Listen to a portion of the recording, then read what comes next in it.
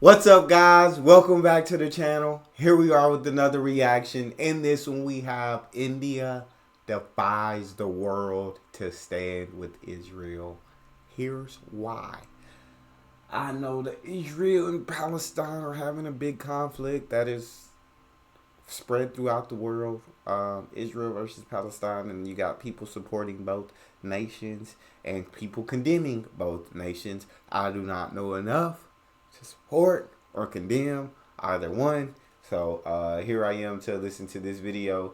Before we dive in, if you guys happen to enjoy, please don't forget to subscribe, give a video a thumbs up. We gonna dive in. Also, if you would like to support this channel by becoming a member, make sure you smash that join button to receive your exclusive benefits.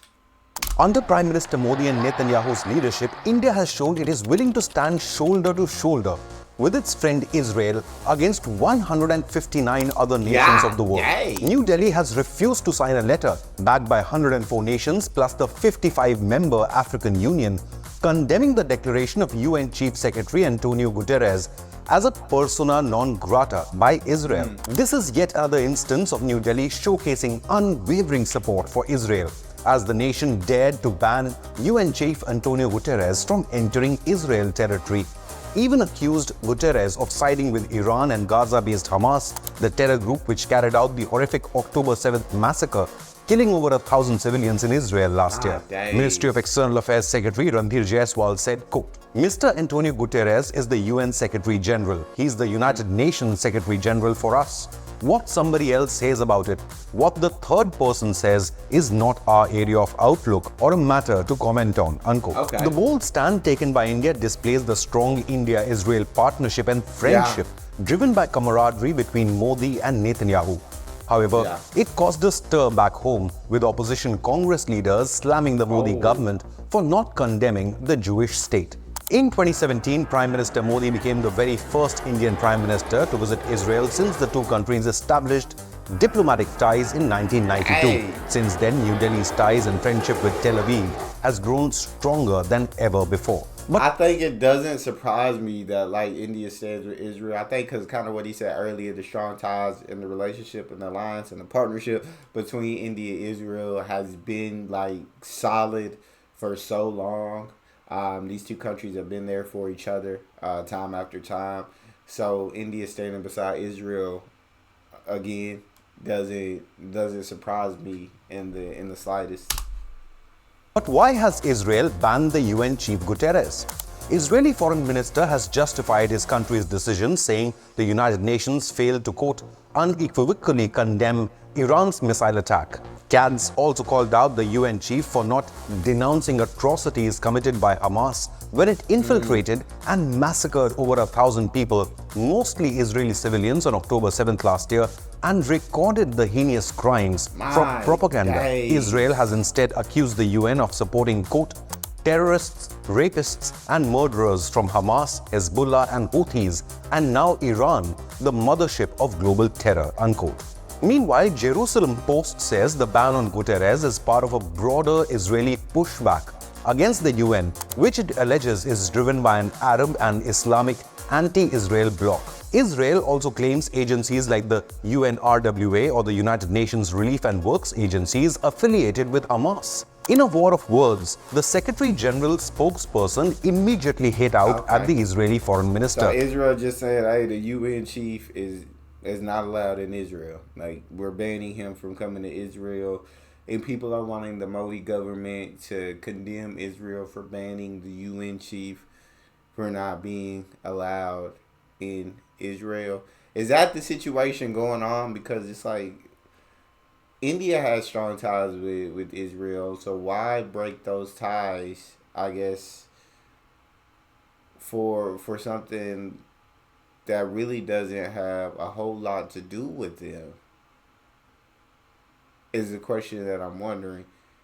Because it's like, India probably like, well, that's between Israel and the United Nations chief. What that got to do with us? Whether we condemn them or not, Israel still gonna ban them. So is that what I'm picking up, or am I completely off in my statement? and said that his statement was merely political and outrightly rejected the concept of persona non grata as applying to UN staff. Now, during a meeting of the UN Security Council in early October, Guterres did condemn Iran, but only after Israel had already banned him. The ban on the UN chief comes a month after Israeli Prime Minister Netanyahu labeled the United Nations as an anti-Semitic swamp after the UN was used to pass a series of resolutions against Israeli retaliation against Hamas in Gaza and called for a ceasefire of this conflict. Coming back to India's stance, it has always backed Israel's right to defend itself against terror attacks like the one carried out by Hamas. On the 28th of October 2023, India abstained on voting on a resolution during a UN General Assembly meeting that called for a humanitarian truce and ceasefire in Gaza, stating it did not include explicit condemnation of the October 7th terror attack in Israel. India's posture, which is known to be steadfast and consistent, sternly believed there can be no equivocation on terror. New Delhi called for condemnation of the attacks and said, quote, terrorism is a malignancy and knows no borders, nationality or race. The world should not buy into any justification of terror acts, unquote. External Affairs Minister S. Jaishankar, later pointing fingers at Pakistan-sponsored terrorism, justified New Delhi's move, saying Indians were big victims of terrorism and were therefore sympathetic to Israel. Given its strong ties with Israel, India also became part of 13 countries that abstained from voting on UN Human Rights Council resolution that not only sought an arms embargo on Israel, but also an immediate ceasefire in Gaza. Then, on September 19th this year, India abstained from another UN resolution that called on Israel to end the illegal occupation of Palestinian territories within a year. India's Israel tilt can be explained by the deepening of India's gonna back Israel. The situation between Israel and Palestine, I do personally feel like there's just both sides have had wrongdoings in the conflict between the two. I think they should both be condemned for their actions. I would hope that they can come to a truce, a conclusion, that they can figure this out, to where both sides walk away okay with whatever the conclusion is. No matter what, on both sides, innocent lives have been lost. Terrorism is not okay in any way, shape, or form. You just hope that no more innocent blood has to be spilled on either side of this, and these sides can come to a conclusion.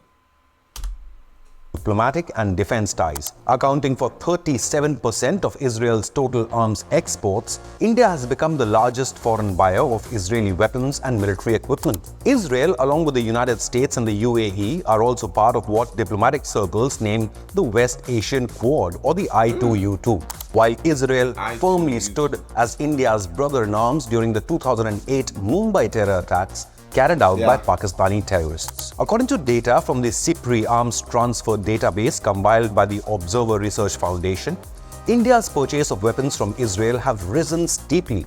Half of India's air defense is Israeli heritage. The majority of Indian ships carry Israeli radars. Other weaponry purchased from Israel include missiles like Python, BB-RAM, Striker loitering munition, Griffin guided bombs, Heron and Herop drones, and Barak air defense system. These have proved to be an asset for the Indian Army and Indian military in curbing infiltration along the line of control with Pakistan and in counter-insurgency operations. Israel has bolstered India's defense technology as well. Israel Aerospace Industries and India's DRDO jointly developed the Barak 8 air and missile defense system. IAI is also working with the HAL to convert second-hand Boeing 767 aircraft to mid-air refuelers for the Indian Air Force. Combining Israeli innovation with Indian expertise, Israel Aerospace Industries, a leading aerospace and defense company, inaugurated its Indian subsidiary, Aerospace Services India, or ASI, in March. However, India has several times attempted to strike a balancing act in the conflict, believing that only dialogue and diplomacy can bring an end to this standoff and that war is not a solution. However, that's where I'm at. That's what, shout out India, because that's how I feel. Right there is what I firmly believe. I'm on India's side with that diplomacy statement. can bring an end to this standoff, and that war is not a solution. However, on October 13th, India did join a statement by a select group of nations contributing troops to the United Nations Interim Force in Lebanon, or the UNIFIL, signaling an alignment against Israeli military action that wounded 2 UN peacekeepers in Lebanon.